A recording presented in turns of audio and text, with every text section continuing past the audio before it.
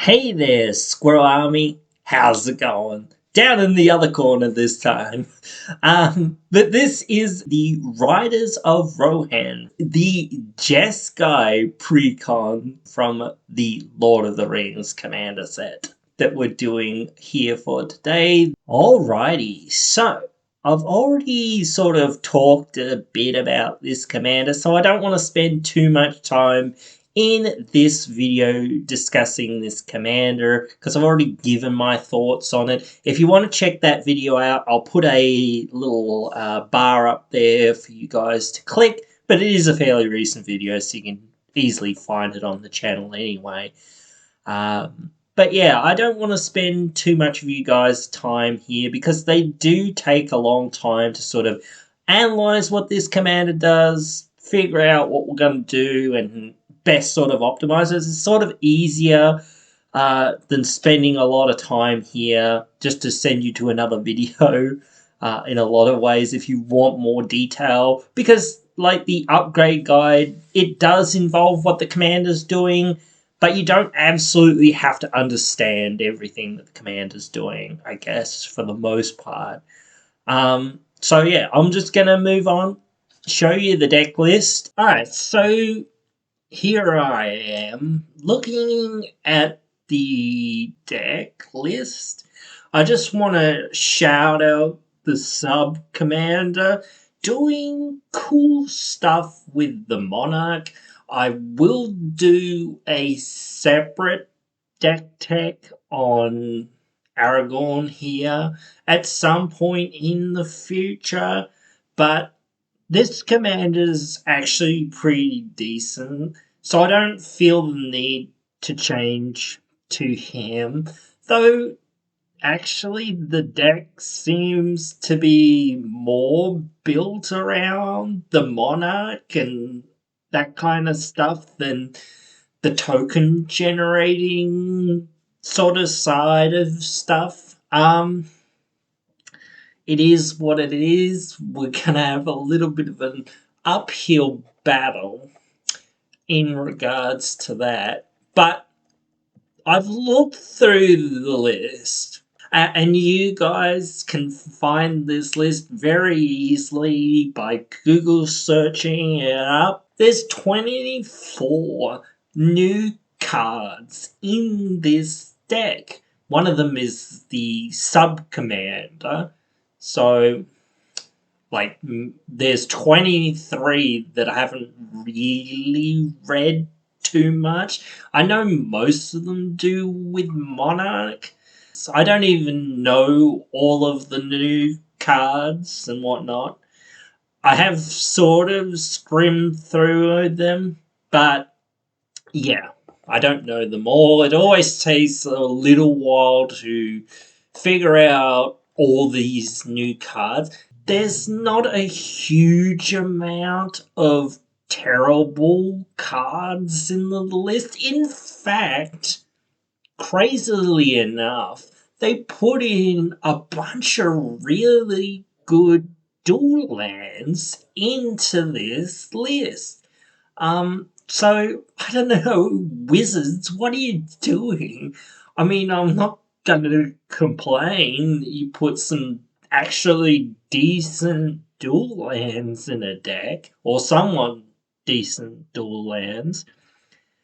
But it's just so weird not to have all these bad tap lands. There are still some, and obviously we're going to cut them, but still, it's surprising to see so much in the way of more decent duels. So that's good, that's nice. Having said that, I have thought about what we can take out from this list. So I've got a pretty good mind of what's going out. But I'm going to go away. I'm going to figure out what I'm going to put into this list to make it better. I wanted to know, though, from you guys, kind of your thoughts on this. Do you want to see a budget version, like say $150 or $100 or whatever, and then just another version that's no budget, like two separate videos I'm talking about here? Um, or do you just want to see me say, hey, this is the budget version, and here's like the super dollar version or whatever, basically at the end? So, yeah, rather than, or maybe something else, like only 10 cards in and only 10 out, that kind of thing. So that kind of thing would really help me out in figuring out kind of what I want to do for you guys. So it gives you guys the best content. I don't want to just sit here and chat about this. I want to get into it and show you guys what you want to see. So let me know what you want to see. Write your thoughts down there in the comments. I'll always say that again at the end, but still, whatever. I'm going to go either way and try to do this as best I can, and then show you what I got. You can join the Squirrel Army by subscribing. Alrighty, so I've finished doing this list. Take the price of the list with a grain of salt as much as possible, because again, a lot of the new cards don't have prices. The prices for the cards that do have prices are up and down and in flux. And any reprints, same thing. They're up and down, in flux. So again, they're not going to settle properly for a while. The new cards won't get priced for a while, except for maybe the commons and uncommons or whatever. Obviously, like the commanders and whatnot, depends again, but still, it's always the way that for weeks and months, people just don't really know what these cards are and how actually good they are, and therefore how valuable they are, because again, how much is going to be opened in the supply, etc. Blah blah blah blah. I'm not going to go through all that explaining it in more detail, so just take the price with a grain of salt. I added about 60 odd dollars to this list, and before I get into explaining a little bit of what I added, what I cut, if you guys don't really care and you just want to see the list that I came up with, test it for yourself, play it for yourself, all that, look in the comments, look in the description. It should be there, so you can find that list and check it all out. Do what you want to do with it, and all that. So, other than that, let's get right into this list here, because there's a fair bit. I don't want to go through too much because I know people don't really want that kind of thing. They want short, sweet sort of thing. So I'll try to keep it as brief as possible. I'm not going to explain most of the cuts. I'm just going to say that almost all of the cuts, and I'm going to include the lands in this, were just more mediocre cards. There's a few cards that are there that aren't terrible, but I just felt like they don't fit with really what we're trying to do. We're trying to be an aggro human token deck.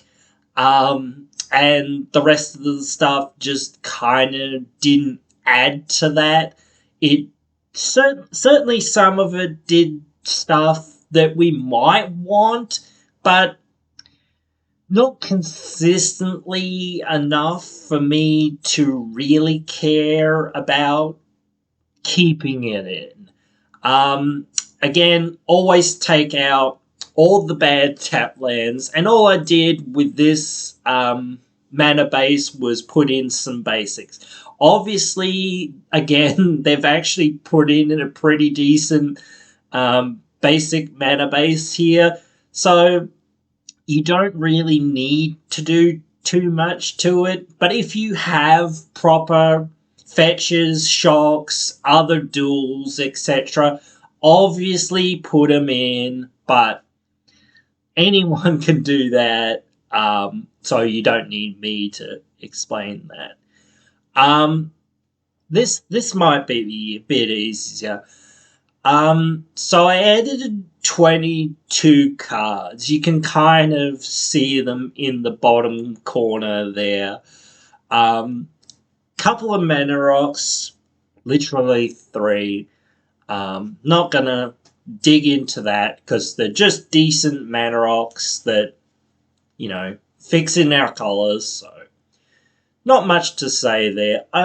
Austere Command, we needed another board wipe, and not that everything is small, but a lot of what we're doing is a lot of smaller creatures and that sort of thing, so I felt that fit with what we were doing.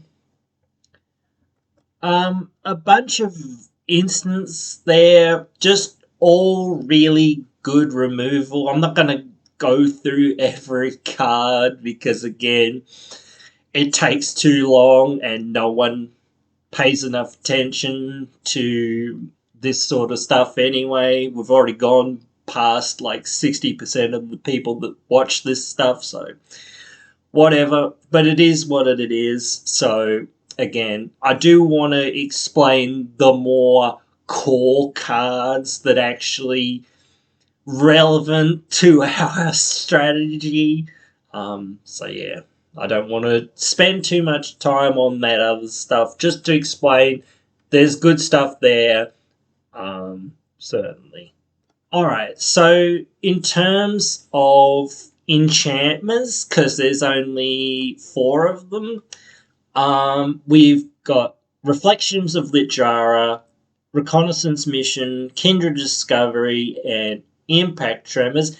We could have added some more other Impact Tremor type effects, certainly, but I couldn't find them in time, and I felt I didn't want to cut too much more in this list because there's nothing that's like can combo off with it, so just having it as a nice value card is fine, I think.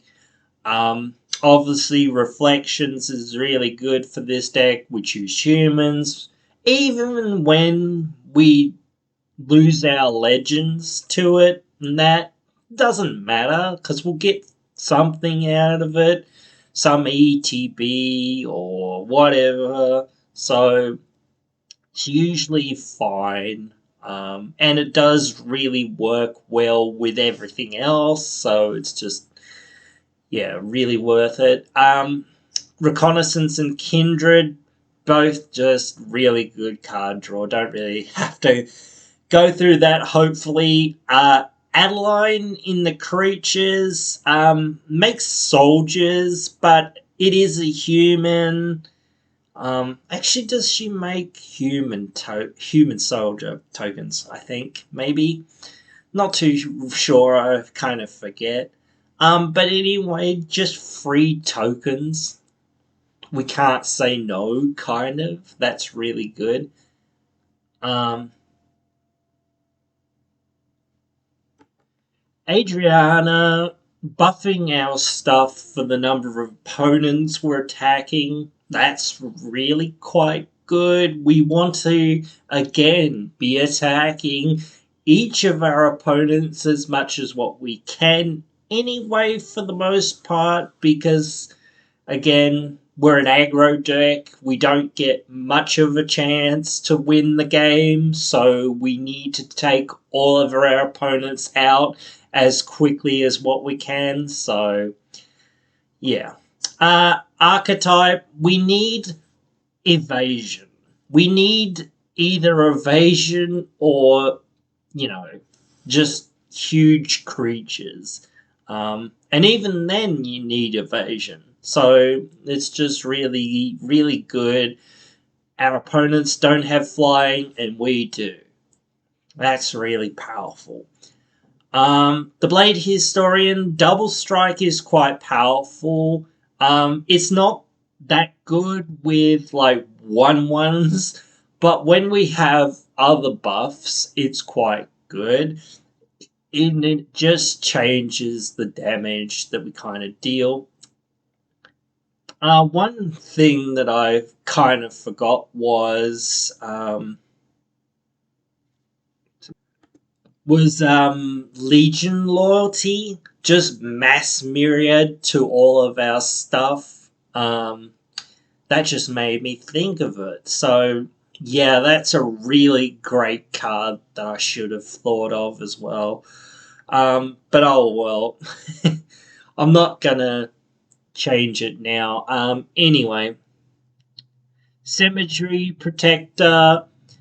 Again, just exiles something when we play a thing that shares a type with the thing we exiled, or play a land, we get a token. So it does a few things that we do want.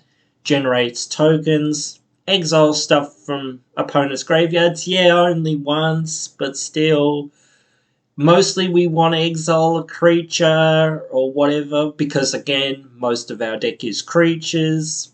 So that's what we'll be hitting most of the time besides lands. So yeah. Mentor of the Meek, again, just really good card draw for a token deck like this, so well worth our time. Odric, basically it gives us, unblockable, so that's really good. Yes, we have to untap with it and get into combat with it, but still, that's very few hoops to honestly jump through for the things that can give us. We can literally win the game with this sort of an effect. And lastly, Professional Facebreaker. Just treasures are very good. We're in 3 colors, so we do need some fixing. And again, that card advantage, when we really need it or really want it or whatever, when we have a surplus of mana and not a surplus of cards. Really, really good. So that's what I added. Again, you can see everything in the deck list there down below. But I felt like showing it in another way is a little bit easier for me as well as you guys sometimes, because just seeing, this block of cards and me trying to scroll through and find things, even though I can, is often a bit annoying and just takes a lot of time. But anyway, it is what it is. Because I have to show it in a way. You've got to be able to see what I'm talking about, not just, oh, we'll take your word for it or whatever. But anyway, that is the list. Hope you guys have enjoyed. You can let me know If you did, write your thoughts down there in the comments below. I'll be bringing out more of the deck lists very soon. So hope to see you again in those ones.